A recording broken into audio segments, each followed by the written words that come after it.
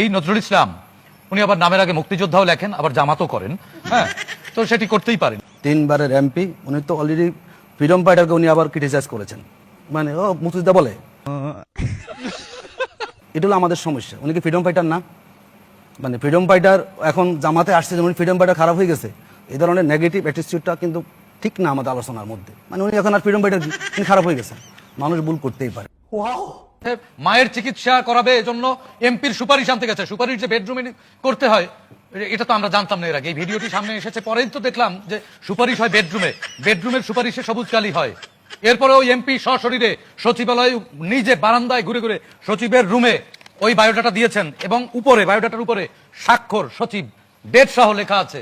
সাংবাদিকদের সবাইকে তো আর ভুয়া সাংবাদিক বা ওই জামাতের বট বাহিনী মনে করার কারণ নেই। জামাতের বট বাহিনী আর সাংবাদিক এক না। আমার ভাই আতিকুর রহমান সাহেব বট বাহিনী এটিকে এআই হিসেবে এস্টাবলিশ করতে চেয়েছিল। মূলধারার গণমাধ্যম এটিকে সত্যটা সামনে এনেছে দেখে এখন শ্যামবাচি না কুল রাখি। শুনুন, সত্য কথা বললে এক পক্ষের হবে, এটি স্বাভাবিক, কারণ সত্য অনেকের কাছে গাজালার কারণ হয়।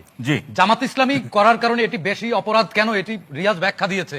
আপনি তো দলের নামের শেষে একটি ধর্মকে বিক্রি করছেন, এজন্যই অপরাধ। ধর্ম তো বেডরুমে যা শিক্ষা দেয় না, ধর্ম তো নাবালিকা কোনো শিশুকে অ্যাবিউজ করার শিক্ষা দেয় না। আপনি যখন আপনার দলীয় ইডিওলজির সাথে ধর্মীয় ইডিওলজিকে পাঞ্চ করবেন, তখনই আপনি ধর্মের কাছে দায়বদ্ধ, রাজনীতির চেয়েও ধর্মের কাছে দায়বদ্ধ।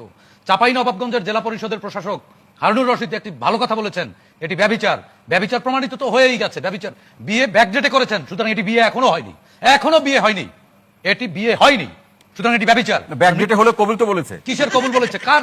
কে সাক্ষী? কে সাক্ষী? কাজী নিজে বলেছে যে এটি ব্যাকডেটে করতে বাধ্য করা হয়েছে। এ ধরনের বিয়ে তিনি পড়ান নাই, কাজী নিজে বলেছে, যে কাজীর সিল এবং স্বাক্ষর।